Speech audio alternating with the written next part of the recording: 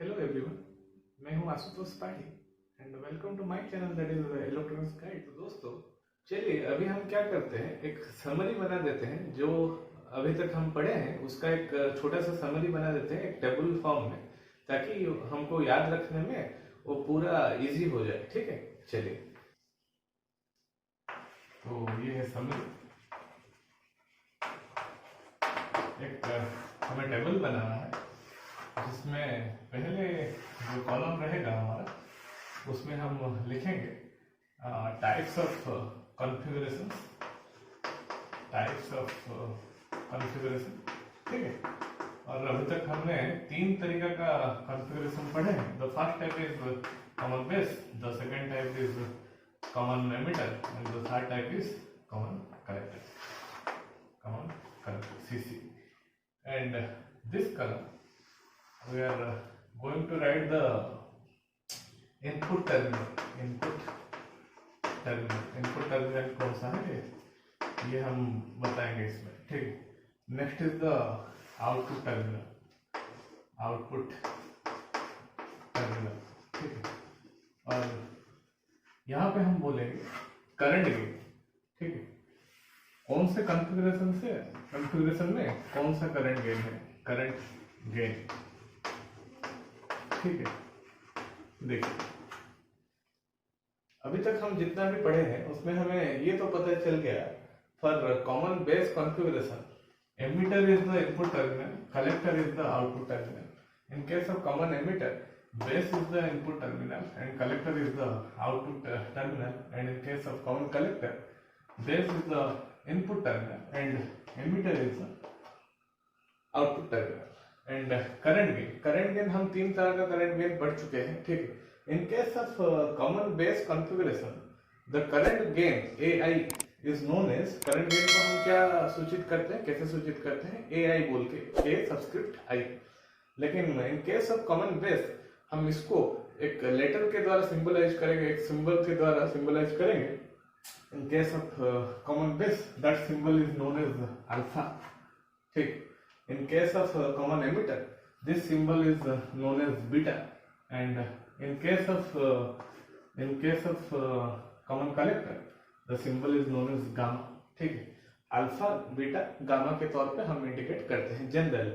ये जनरली होता है, इसका मतलब ये नहीं कि आप सिंपली AI नहीं लिख सकते हैं, हम कुछ भी लिख सकते हैं। लेकिन ज्यादातर बुक्स में हम आगे भी जो पढ़ेंगे उसमें ऐसे ही पढ़ेंगे, common base is denoted as alpha, common base current gain is known as alpha, common emitter current gain is known as beta, and common collector current gain is known as gamma, ठीक है।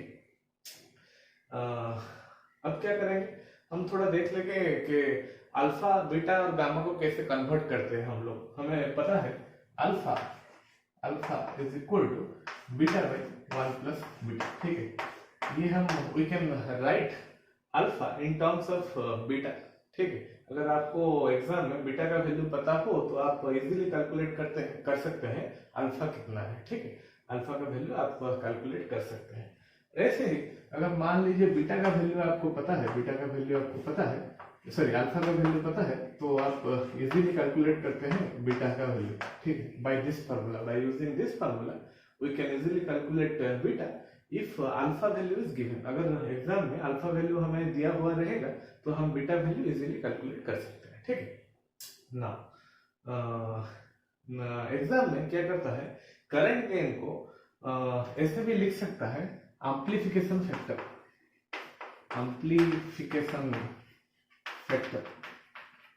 ठीक है। Exam में ऐसे भी लिखा हुआ रहता है amplification factor is nothing but gain, ठीक है। एम्प्लीफिकेशन फैक्टर मतलब गेन। मान लीजिए ऐसा लिखा हुआ रहता है एग्जाम में कि करंट एम्प्लीफिकेशन फैक्टर, इसका मतलब करंट गेन, ठीक है। अगर ऐसा लिखा हुआ रहेगा कि वोल्टेज एम्प्लीफिकेशन फैक्टर, अगर ऐसा लिखा हुआ रहता है तो आपको समझ लेना है this is asking for voltage gain, ठीक है। ये हमें वोल्टेज गेन के बारे में बोल रहा है, ठीक है। अगर ऐसा ही अगर पावर एम्प्लीफिकेशन फैक्टर बोल रहा है तो आपको पता चलना चाहिए ये पावर गेन G के बारे में बात कर रहा है, ठीक है। तो ये इतना तक हम पढ़ चुके हैं। और क्या हम पढ़े हैं, और ये पढ़े हैं, मान लीजिए हमें वोल्टेज गेन निकालना है, ए भी मतलब ए सब्सक्रिप्ट भी अगर निकालना है, तो अगर हमें ए आई दिया हुआ रहता है, A I is nothing but current amplification factor और करंट गेन, ठीक है। तो हम ऐसे इस फॉर्मूले को यूज करके हम कैलकुलेट कर सकते हैं वोल्टेज गेन, ठीक है। अगर हमें करंट गेन पता है और आउटपुट रेजिस्टेंस और इनपुट रेजिस्टेंस हमें पता है, तो हम by using this formula we can easily calculate the value of A V. तो हमारा ट्रिक ये है, ये एक ट्रिक ये है, ठीक है, जो ट्रिक वाला बात मैं कर रहा था तभी से, तो ये एक ट्रिक है। अगर हम डायरेक्टली हम कैसे वोल्टेज गेन निकाले अगर करंट गेन हमें दिया हुआ रहता है, ठीक है। इनडायरेक्ट प्रोसेस भी है लेकिन वो लेंदी है, लेकिन directly by using this formula we can easily calculate A V. वैसे ही अगर बीटा और गामा, बीटा और अल्फा का वैल्यू हमें पता है, तो हम इंटर चेंज कर सकते हैं, मतलब कन्वर्जन हम कर सकते हैं। अगर बीटा वैल्यू दिया हुआ है तो अल्फा वैल्यू हम कैलकुलेट कर सकते हैं। ऐसे ही अगर अल्फा वैल्यू दिया हुआ रहता है तो हम बीटा वैल्यू इजीली कैलकुलेट कर सकते हैं। तो चलिए अब हम एक न्यूमेरिकल प्रॉब्लम सॉल्व करते हैं इन्हीं चीजों के सहारे, ठीक है। इन्हीं जो इसका एक आप स्क्रीनशॉट ले लीजिए ताकि आपको दिक्कत ना हो आगे।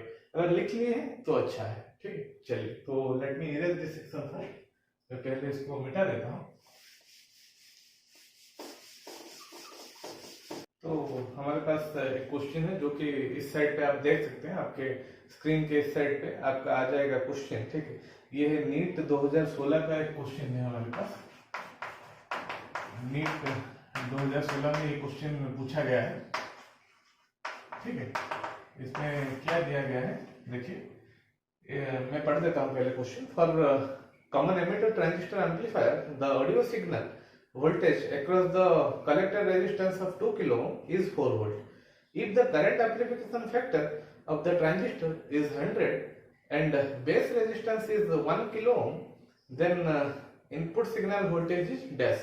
And the options are as shown below, that is option A 10 millivolt, option B 20 millivolt, option C 30 millivolt and option D 15 millivolt. इसको हमें कैसे सॉल्व करना है? देखिए, पहले तो देख लीजिए क्या क्या गिवन है। गिवन है द टाइप ऑफ कॉन्फ़िगरेशन। पहले आप देख लेना कि टाइप ऑफ कॉन्फ़िगरेशन क्या है। हमारे पास जो टाइप ऑफ कॉन्फ़िगरेशन है ये है कॉमन एमिटर। इसका मतलब पहले देख लीजिए इनपुट टर्मिनल कौन सा होगा। इसका हम एक ब्लॉक डायग्राम ड्रॉ कर देते हैं, ठीक है। अगर एक कॉमन एमिटर है तो हम बोल सकते हैं this terminal should be emitter so that it is common for both the end, that is for this is the input side, we are applying input voltage Vi and we are taking the output voltage V0 here, ठीक है। इसका मतलब ये है input terminal कौन सा होगा, obviously input terminal is the base and the output terminal is the collector. Base terminal input terminal हो जाएगा और आउटपुट टर्मिनल कलेक्टर हो जाएगा। अब क्या हम करें, देखिए audio signal voltage across collector resistance of 2 kilo ohm. Collector का रेजिस्टेंस 2 किलो ओम बोल रहा है। कलेक्टर कौन सा टर्मिनल है, आउटपुट टर्मिनल है। तो इसका मतलब R0 हमें गिवन है, ठीक है। आउटपुट रेजिस्टेंस हमें गिवन है, R0 is equal to 2 kilo. अब क्या वो बोल रहा है कि across collector resistance the voltage is 4 volt. इसका मतलब V0 इसके अक्रॉस क्या वोल्टेज है, V0 के अक्रॉस 4 वोल्ट वोल्टेज है, ठीक है। और क्या हमें गिवन है, beta current amplification factor of the transistor, ठीक है। Current amplification factor is nothing but, I have already said that current amplification factor का मतलब है करंट गेन, ठीक है। देखिए ये टाइप ऑफ कॉन्फ़िगरेशन है कॉमन एमिटर। कॉमन एमिटर के केस पे करंट गेन के कौन सा होता है, बीटा होता है। इसका मतलब beta is given as 100, then the base resistance is 1 kilo ohm. It is given that the base resistance is 1 kilo ohm. इसका मतलब ये है, बेस मतलब इनपुट साइड का रेजिस्टेंस, ठीक है। बेस का रेजिस्टेंस बोला है, इसका मतलब Ri must be 1 kilo ohm, ठीक है। अभी हम इसको सॉल्व करेंगे। क्या निकालने को बोला है, then input signal voltage. Input signal हमें पूछा गया है कि इनपुट सिग्नल का वोल्टेज कितना है, इसका मतलब Vi कितना है, ये हमें पूछ रहा है। तो हम क्या करेंगे, इसके लिए जो हमारा ट्रिक वाला फॉर्मूला है उसको यूज डायरेक्टली करेंगे, आंसर डायरेक्टली निकल जाएगा। कैसे, देखिए, we know that AV the voltage gain is given as current gain into R0 by Ri, ठीक है। अब देखिए AV मतलब is nothing but V0 by VA, output voltage by input voltage. AI is nothing but beta, ठीक है।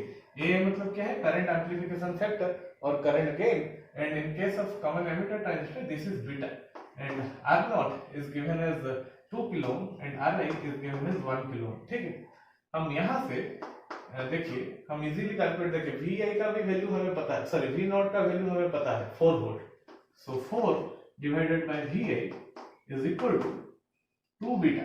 ठीक है, 2 beta ये आ गया। तो इसका मतलब हम डायरेक्टली यहाँ से Vi का वैल्यू कैलकुलेट कर सकते हैं। देखिए तो Vi कितना रहेगा, Vi will be 4/2 beta, 4/2 beta, और बीटा का वैल्यू कितना है 4/2 × 100, तो ये बन गया। ये इसको अगर हम कट कर दें तो ये हो जाएगा 2/100, 2/100 and this is nothing but 0.02, that means 2 millivolt, sir 20 millivolt. ठीक है, इसका मतलब आंसर आ गया 20 मिली वोल्ट। कौन सा वाला होगा, ऑप्शन शायद कौन सा ऑप्शन है ये, ऑप्शन बी। तो option B is the answer, that is 20 millivolt. So यही पूछा गया है, बहुत ही इजी तरीके। कितना सेकंड लगेगा इसको, अगर हमें ये फॉर्मूला पता है, by remembering this formula only we can directly reach at the answer. ठीक है, हम आंसर तक आराम से पहुंच सकते हैं अगर ये ट्रिक हमें पता है। इसका एक लेंथी प्रोसेस भी है, लेकिन कोई जरूरत नहीं है, इस ट्रिक के मदद से हम आराम से आंसर तक पहुंच सकते हैं। ठीक है, तो आज के लिए इतना ही। अगर ये वीडियो आप लोगों को अच्छा लगा है, आप कुछ सीख पाए हैं, तो दोस्तों के आपके जो दोस्त होंगे उनके अंदर आप शेयर कीजिए मेरे वीडियो को, और मेरे चैनल को सब्सक्राइब करना ना भूलें। ठीक है, और हम ऐसे ही एक वीडियो लेके मैं फिर से हाजिर होऊंगा हमारे नेक्स्ट वीडियो पे। तब तक के लिए धन्यवाद।